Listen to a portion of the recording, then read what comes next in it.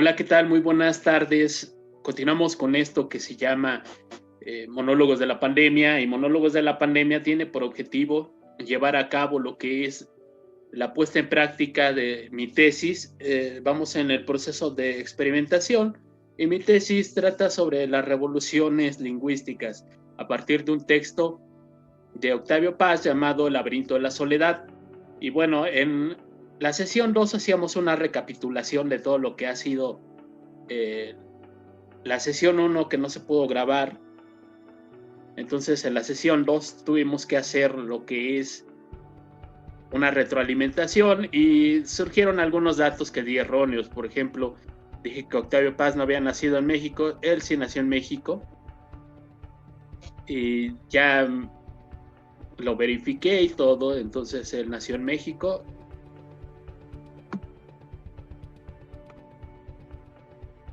Y bueno, continuamos en donde nos habíamos quedado. Nos quedamos después de haber analizado esta parte del texto.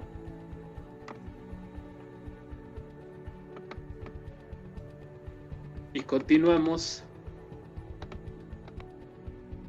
en la siguiente,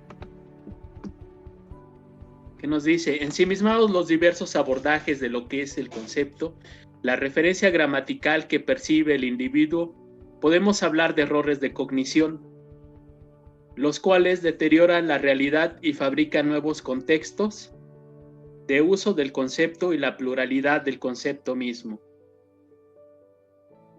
Aquí en esta parte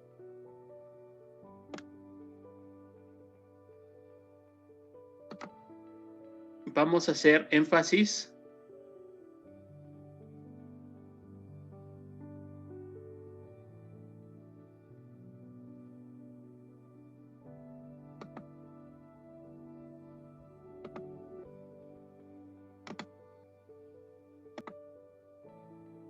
y donde nos dice ensimismados los diversos abordajes del concepto.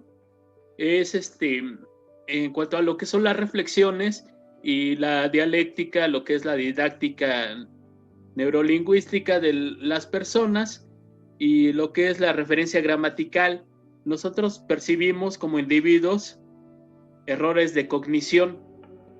Esto se debe a lo que es nuestra relación sujeto-objeto o cosa para lo que es nuestra vida cotidiana, y van deteriorando lo que es la realidad en sí de lo que es el mismo concepto y de lo que es la vida, y fabricamos nuevos contextos a partir de lo que es ese error y uso, y eso nos viene a dar un enriquecimiento de la lengua, lo que proporciona mayor pluralidad del concepto mismo. Bueno, continuamos y dice: el cual en ocasiones recae en un contexto para una interpretación similar. Aquí podemos establecer lo que es un criterio de una similitud que lleva a lo que es el concepto mismo. Por ejemplo, digamos, café lo podemos relacionar en el contexto como café de bebida o café para fumar. Y bueno, todo el mundo sabe cuál es el café para fumar, ¿no? Continuamos. Lo que mueve aquí es la dialéctica, la que se dice y la que no se dice, desde el punto de vista de François Rastier. Podemos afirmar que el amor es la flor que crece dentro de las interpretaciones personales de las condiciones que surgen en la vida diaria de los individuos. Y bueno, es lo que ya habíamos analizado en un principio, solo que aquí ya le damos lo que es una referencia al punto de vista de François Rastier, y afirmamos que el amor es la flor que crece dentro de las interpretaciones. El amor, recordemos que es una forma de vida, no es amar como posesión, sino amar como libertad. Nosotros vamos a tomar lo que es la figura católica cristiana en lo referente a lo que es la palabra de Dios, que se refiere a la libertad de los hombres a través del amor. y no la condicionante a lo que se refiere a una posesión de un objeto, un sujeto o una cosa. Nosotros vamos a darle libertad a partir de lo que son las revoluciones lingüísticas y vamos a crear entornos que se vayan manejando en diferentes aspectos de nuestra vida como algo positivo, no negativo. Nosotros vamos a dar brillo y luz a nuestra existencia a partir de lo que es el amor y lo que es nuestra interpretación dialéctica. Lo que se refiere aquí, de la que se dice, la que no se dice, la dialéctica que se dice es la que se puede transmitir a otros hombres a partir de lo que es el habla, y la que no se dice es la que nosotros hacemos dentro de nosotros como una reflexión de lo que son las escalas de valor y el uso de lo que es el concepto.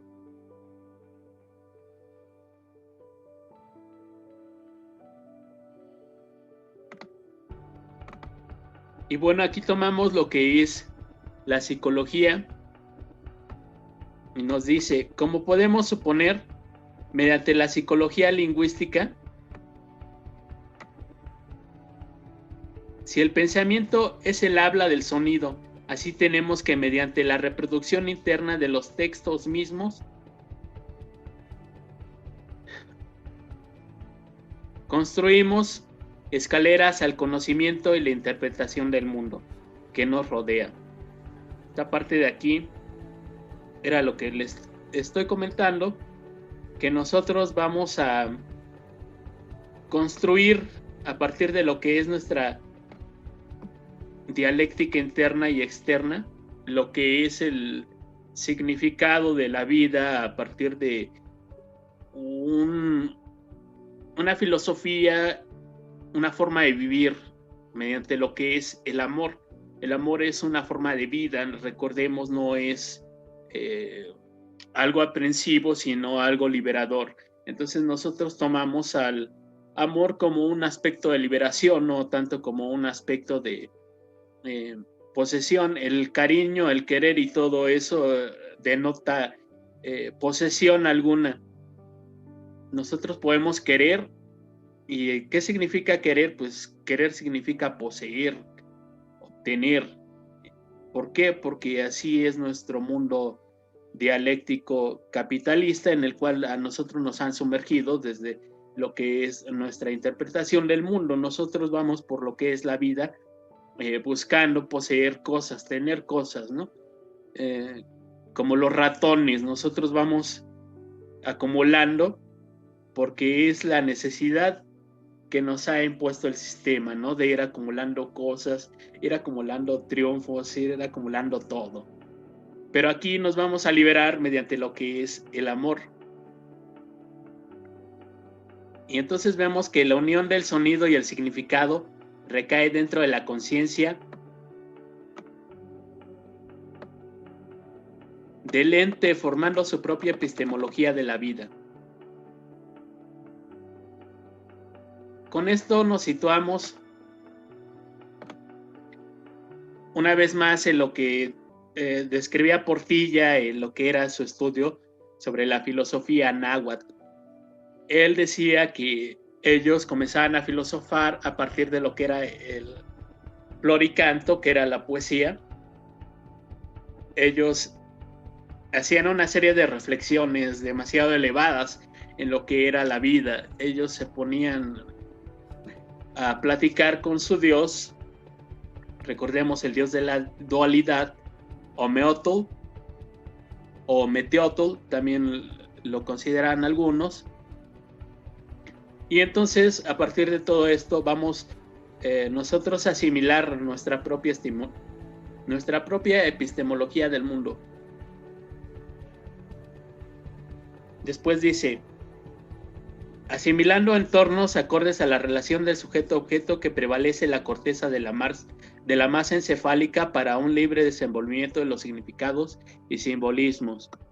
En esta parte de aquí es muy importante porque nosotros tomamos aspectos de lo que es el estudio de Carl Sagan en lo que es los dragones del Edén. Y bueno, él nos dice que parte de lo que es el conocimiento que nosotros adquirimos está relacionado con lo que es la masa encefálica que tenemos en la corteza cerebral. Entonces, entre mayor corteza cerebral, pues mayor va a ser el grado de aprendizaje o lo que sería una mejor cognición de lo que es el entorno.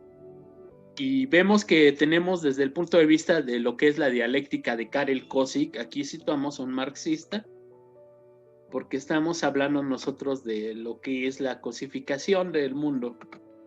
Entonces, tomamos su punto de vista de lo que es la familiarización de la cosa y el sujeto, como una simple epistemología histórica de los conceptos. Esto nos va a llevar a lo que es un registro cronológico del uso de las palabras y cómo es que van evolucionando los lenguajes para concretar lo que es una realidad palpable. El mundo de la pseudoconcreción, así lo llama, y su destrucción. Entonces nosotros vamos a crear un mundo y lo vamos a destruir.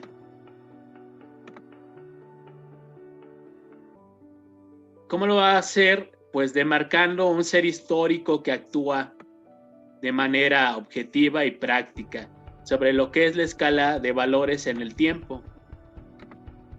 A todo ese registro que nosotros vamos llevando y que nos va arrojando lo que es una participación cotidiana de lo que es la vida, en tanto lo que es el lenguaje, nosotros lo vamos a poder analizar de manera objetiva y práctica sobre lo que son las escalas de valores a través del tiempo. Es decir, los desfases que ha sufrido cada uno de los conceptos en cuanto a su uso, en cuanto a lo que es su desgaste también, así como también sus transformaciones. ¿Cómo lo vamos a llevar a cabo a partir de lo que es el adoctrinamiento subjetivo? Y aquí hacemos una reflexión un poco poética, ¿no? Dice, el adoctrinamiento subjetivo adorna y engloba a la esfera de la realidad para sumergir grandes dotes conceptuales a los hombres dentro de un marco histórico ligado a satisfactores materiales o físicos. Y pues bueno, con esto se entiende que nosotros vamos a tener en determinado momento lo que es un adoctrinamiento de todo lo que ha sido nuestro proceso de aprendizaje y de valoración de los conceptos a partir de lo que es nuestra familiarización con lo que es el medio, y llevamos ese tipo de procesos a cabo para denostar lo que es la vida diaria, ¿no? Nosotros vamos a comenzar a utilizar diferentes formas de lenguaje para poder comunicarnos y para poder relacionarnos. Y dentro de ese lenguaje, pues está el lenguaje común, que sería el lenguaje que utilizamos a diario, y ese lenguaje común se distorsiona a partir de lo que es nuestra familiarización con el medio y con los habitantes a nuestro alrededor. Y comenzamos nosotros a fabricar lo que son esquemas diferentes de la valoración de los conceptos en lo que viene a ser el principio de la revolución lingüística que se nos inserta a nosotros mismos a partir de lo que son las reflexiones o lo que sería la dialéctica que llevamos con el tiempo. Un caso concreto sería el nacimiento, surgimiento de las jergas o modas y modismos dentro del propio lenguaje, ¿no? Que se llegan a utilizar. Por ejemplo, pues nosotros tenemos demasiado tipo de estructuras similares a lo que estoy diciendo y lo llega a llamar Díaz Guerrero como... Perdón, se me fue el cable. Lo llega a llamar Díaz Guerrero como lo que es mexicanismos. Entonces nosotros vamos a tener ese aspecto de la evolución de la lengua y lo vamos a transformar y vamos a llamarlo mexicanismos. Y no solo sucede en México, sino en diferentes partes del mundo, ¿no? Y eso es parte de la evolución continua de la lengua y de lo que es el habitual uso de su relación del sujeto, objeto y la cosa, que es la cotidianidad o el empirismo que le vamos nosotros otorgando en lo que es su uso al lenguaje. Y así, asumiendo el hecho de que la praxis nos da una realidad ligada al utilitarismo de las actividades de la cosa y el desarrollo del sujeto sobre la misma, vamos a deducir que existe un mecanicismo del conocimiento y tabúes de la realidad sobre la practicidad del hombre y los elementos de la situación, atravesando por una escala de valores discontinuos. Esta parte de aquí es importante, demasiado importante, diría yo. ¿Por qué va a ser importante? Bueno, nosotros vamos a marcar a partir de lo que es la generación de nuevos entornos, nuevos mundos, nuevas realidades, usando el lenguaje, una realidad ligada al utilitarismo. El utilitarismo es la utilización de lo que es la misma lengua y lo que vienen a ser los objetos. Y esa realidad nos la están construyendo a nosotros desde que nacemos, ¿no? Es algo que es casi invisible, imperceptible. Nosotros no nos damos cuenta, ¿no? Cuando comenzamos ya a realizar ese tipo de situaciones, porque nosotros crecemos y nos van adoctrinando, y con el paso de los años nosotros vamos teniendo, vamos llegando a lo que es el uso de esa situación de una forma tan cotidiana que no alcanzamos a percibir, no podemos escapar de lo que es, porque ya es una forma de vida para nosotros. Entonces, salir de esa realidad cuesta, no nada más es cosa de que yo lo diga o alguien más lo diga, sino que la praxis lo es todo. Si nosotros no comenzamos a practicar de alguna forma la liberación de ese tipo de situaciones, pues nos vamos a seguir enfrascando en lo que viene a ser el desarrollo cotidiano y vamos a tener la misma forma de pensar. Hace poco estaba escuchando yo lo que eran unas series de videos dentro de lo que es YouTube, referentes a la programación neurolingüística, que nosotros en sí vemos una forma artesanal de lo que es la conceptualidad dentro de la programación neurolingüística, porque en sí la programación neurolingüística trata de cambiar el pensamiento y nosotros no hacemos eso, porque nosotros ya somos científicos y mediante el uso de lo que es el método vamos a darle a esa parte artesana lo que es ciencia. Continuamos dentro del pensamiento escalonado. Aquí en el pensamiento escalonado nosotros queremos dar a entender que se forman los criterios en lo que es una escala de valores. Entonces, un pensamiento escalonado es el que va de abajo hacia arriba, o igual no puede ir de arriba hacia abajo y volver a subir. Nosotros vamos a hacer todo un recorrido por lo que es el lenguaje y lo que es su práctica, no tanto en el aspecto de la valorización, sino en el aspecto del uso. No es programación neurolingüística, lo vuelvo a repetir, esa es una manera tradicional, una manera artesanal. Nosotros manejamos conceptualidad, porque conceptualidad ya viene a ser una estructura científica que nos va a llevar de la mano por lo que es el camino de la ciencia. Y dice que da saltos de gran proporción referente al conocimiento de la cosa y el concepto. Y sí, con lo que es este aspecto, nosotros vamos a ir pasando de un escalón a otro, o nos vamos a saltar de un lado a otro.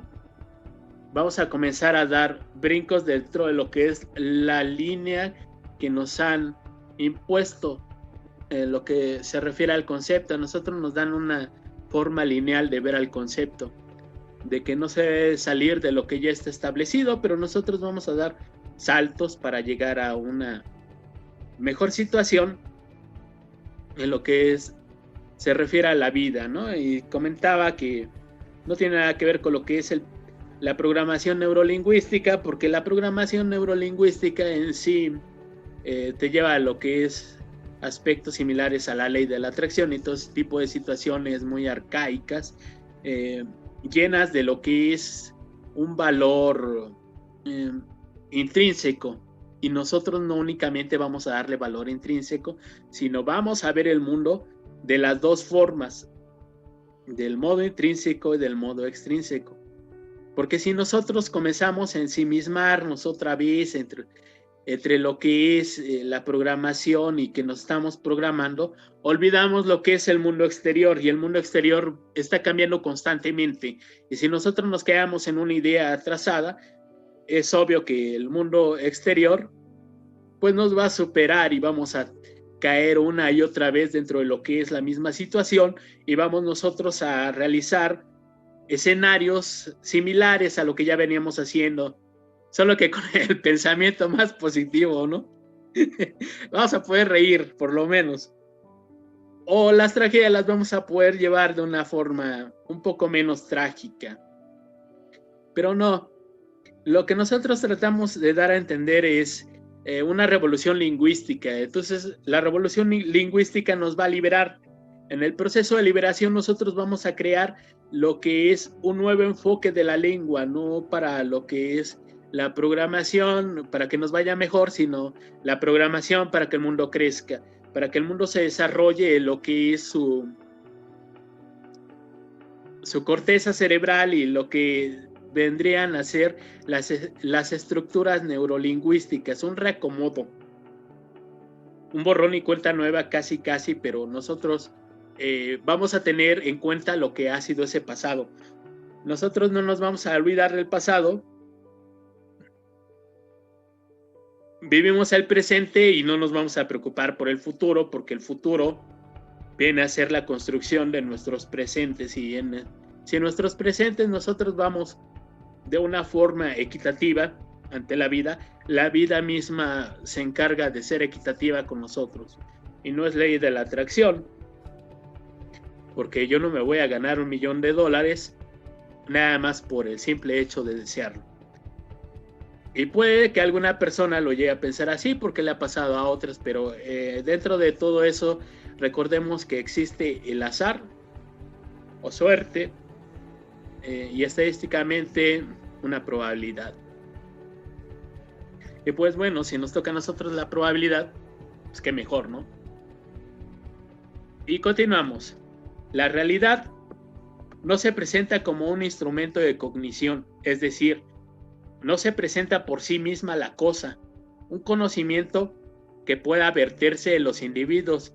Si tomamos esto como una sintaxis teórica, tenemos que R involucra objetos dentro de su expresión. Así, si existe R, tal que N está contenido en ella, existirá un P que perciba el contexto, y tenemos que P es un elemento de R siempre que exista N. Y bueno, esto es un poco de lógica y vamos a tratar de explicarlo. Pues bueno, aquí lo vamos a hacer. Está N. Está R. Vamos a verlo como conjuntos. El conjunto N está relacionado con el conjunto R. Y esta parte del espacio de aquí va a ser P. Y bueno, a P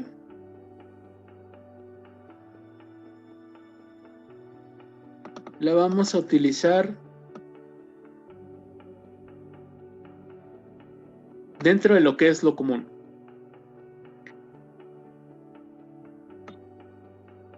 Esto va a ser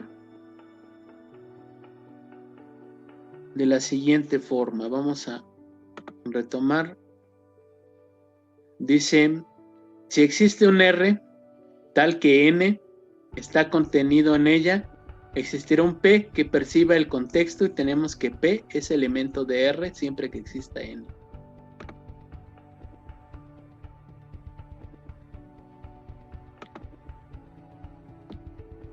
Aquí tenemos que, entonces,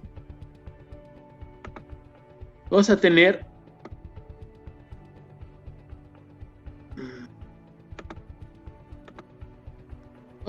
nosotros, mira, hay una línea.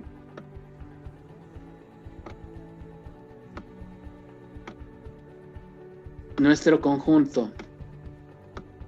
Lo vamos a trazar de esta forma. Y aquí vamos a tener a lo que es R. Esto lo podemos ver como la realidad.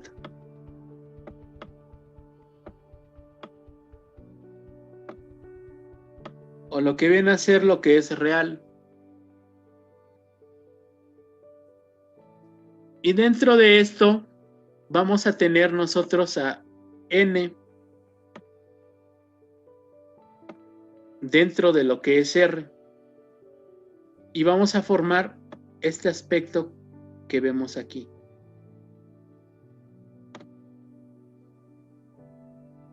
Entonces, todo lo que sea concerniente a R va a tenerlo contenido en N, porque uno contiene al otro. Y vamos a tener un P. A N lo vamos a ver como la naturaleza o lo natural. Y a P, que viene a ser todo lo que llega a establecer los criterios de la contención de uno sobre otro, lo vamos a poner como P, y esto va a ser prácticamente la palabra.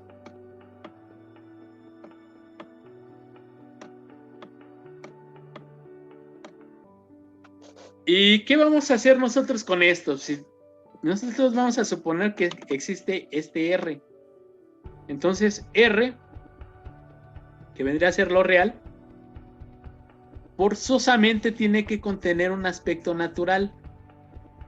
Lo natural es lo que nosotros llegamos a percibir a través de lo que son nuestros sentidos, porque ya está en la naturaleza, y esa naturaleza a su vez se va a conformar de lo que es el entorno.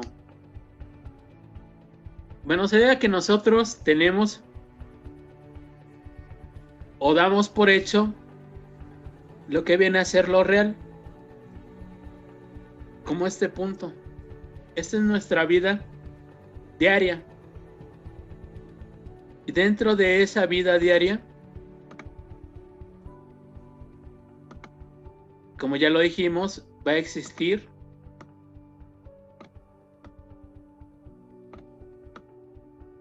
un N contenida, que sería la naturaleza. La naturaleza va a estar dando círculos en todo lo real. Así nosotros vamos a establecer lo que es el criterio de la vida cotidiana. Entre lo que es lo real, lo natural, vamos a tener diferentes roces, y lo real también va a contener lo que sería un aspecto imaginario. Ese aspecto imaginario va a abarcar un poco más de lo que es lo natural, porque lo natural es lo que nosotros vamos a conocer a través de los sentidos, y lo que viene a ser lo real, nosotros lo vamos a conocer a través de nuestra interacción cotidiana entre la naturaleza y lo que es lo imaginario. Y ese imaginario pues nos viene a dar pauta a lo que es la creación del mundo. ¿Y cómo nosotros vamos a crear ese mundo? Pues nosotros lo vamos a crear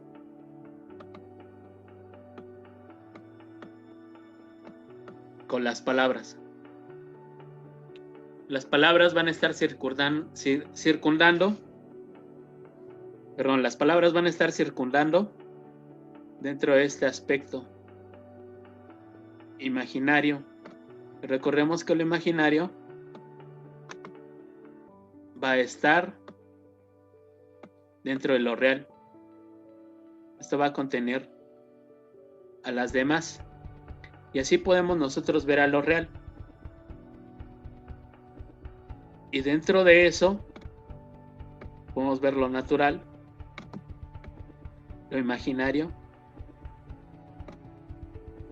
y las palabras. Con esto nosotros, ¿qué vamos a conformar? Entonces tenemos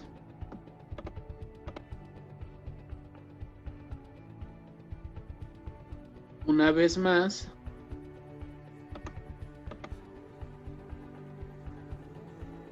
lo siguiente. Ya nos dimos cuenta de que existe R, que sería lo real, y que existe un N, que sería lo natural, que nosotros vamos a comenzar a relacionar lo natural dentro de lo real. También dentro de lo real vamos a tener lo que es P, que va a ser la palabra, y esta a su vez se va a manejar a través de lo que es un imaginario. Ahora, imaginemos un mundo de N. Y bueno, ha sido todo por hoy y fue un gusto haber estado con ustedes. Muchísimas gracias y un saludo también para mi camarada que se me está olvidando desde hace varias sesiones, el camarada Adolfo Ochoa. Bien por ti, camarada. Bueno, ha sido todo por hoy. Muchísimas gracias. Que pasen una excelente tarde.